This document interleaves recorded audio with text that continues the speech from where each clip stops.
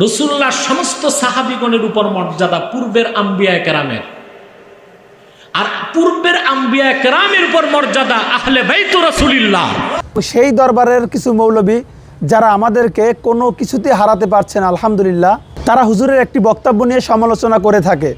বক্তব্যটা কি? বক্তব্যটা হলো, গত কয়েক বছর আগে আল্লামা আব্বাস হুজুর একটি মাহফিলে বলেছিলেন যে পূর্বের নবীগণদের থেকেও আহলে বায়াত যারা, তাদের মর্যাদা অনেক বেশি। এই বক্তব্যটা কেন্দ্র করে কিছু লেবাসদারি মৌলবীরা আল্লামা আব্বাস হুজুরের সমালোচনা করছে। আসলে ওরা সমালোচনা করবে না কেন? আহলে বায়াত কারা, সে জ্ঞানটাই তো আল্লাহ তাআলা ওদেরকে দান করেন নাই। আহলে বায়াত দ্বারা এখানে আল্লামা আব্বাস হুজুর কী বুঝিয়েছেন এবং মূলত আহলে বায়াত কারা, আহলে বায়াতের সংজ্ঞা কী, সে জ্ঞানটাই তো ওদের নাই।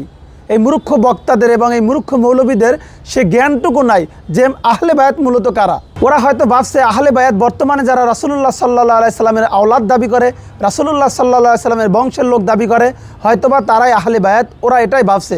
আরে মূর্খের দল, তারা আহলে বায়াত না। মূলত আহলে বায়াত কারা? আল্লামা আব্বাস হুজুর যে বলেছেন পূর্বের নবীগণদের থেকেও আহলে বায়াতের মর্যাদা বেশি, সেটা শরঈ মাকাম নয়, বরং সেটা ছিল রুহানি মাকাম, এবং সেটা কুল্লি ফজিলাত নয়, বরং জুজি ফজিলাত। এখন এতটুকু পার্থক্য যে করতে না পারে, ওরা আবার কিভাবে আলেম হয়? আসলে আমি মনে করি এগুলো ব্যক্তি আক্রোশ ছাড়া আর কিছুই নয়। ওরা দেখছে যে আমাদের সাথে কোনোভাবেই তো ওরা পারে না, কোনোভাবেই তো আমাদেরকে পরাজিত করতে পারে না। অতএব ছোটোখাটো বিষয় নিয়ে সমাজে ফিতনা সৃষ্টি করে যদি কিছু করতে পারে,